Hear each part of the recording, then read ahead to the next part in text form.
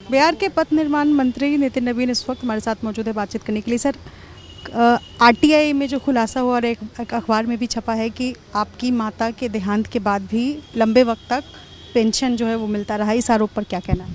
देखिए, मैंने सारे साक्ष्य आपके उपलब्ध करा देता हूँ। मेरी माता का निधन मार्च महीने में हुआ।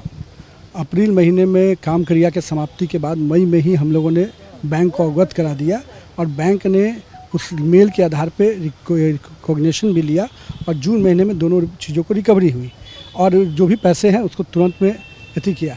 ये मामला सितंबर में आरटीआई के थ्रू आया गया। मेरा ये नहीं समझ में आता कि 2 महीने के अंदर ही हम लोगों ने 1 महीने के अंदर ही बैंक को सूचित किया, बैंक ने उसको रिकवर भी कर लिया। अब इस पूरे विषय को अगर सितंबर में आप उठाते हैं तो आपको तो संज्ञान पूरे तह तक लेना चाहिए।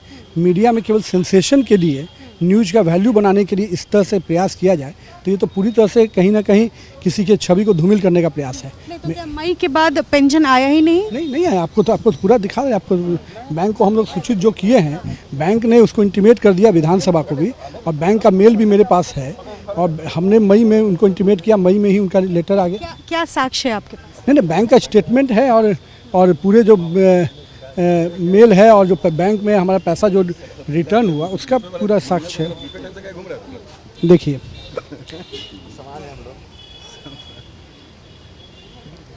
देखिए certificate of pension stopping and recovery since 29/3/2000 late Shrimati Meera Sinha with reference to your mail dated 13/5/2021 we have to advise that pension of late Srimati Meera Sinha has been discontinued and recovery since 29/3/21 का।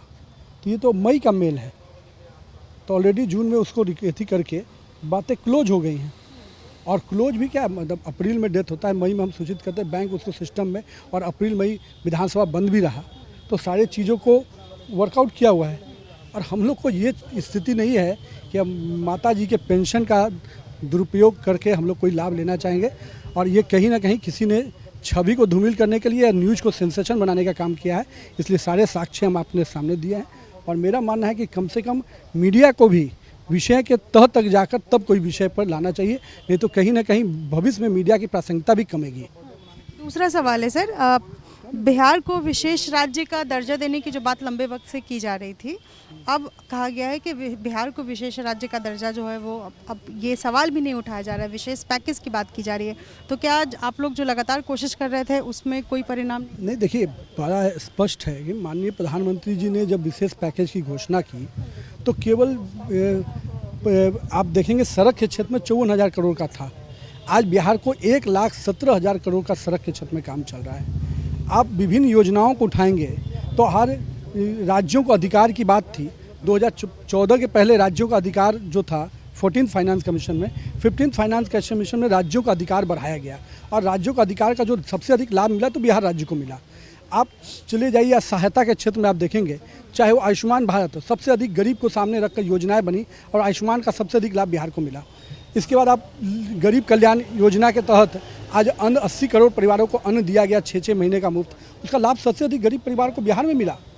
तो जो गरीब को हम सामने रखकर अगर काम करते हैं और बिहार के विकास में माननीय मुख्यमंत्री जी और माननीय प्रधानमंत्री जी ने लगातार काम किया और आज बिहार आत्मनिर्भर बिहार बनने की तरफ बढ़ रहा है, न कि हम केवल मांगने वाला, हम देने वाले की स्थिति में है। और बिहार में आज निवेश के बाजार खुले हैं। जब से इथेनॉल पॉलिसी को केंद्र ने और राज्य ने मंजूरी दी, बिहार अग्रणी राज्य बना इथेनॉल पॉलिसी को लागू करने में, और आज 30,000 करोड़ से अधिक के निवेश आ रहे हैं। तो अब तो बिहार का निरंतर विकास की ओर हम जा रहे हैं। अब ऐसे स्थिति में बिहार आत्मनिर्भर बिहार कैसे बने, इस कल्पना पर हम काम कर रहे हैं।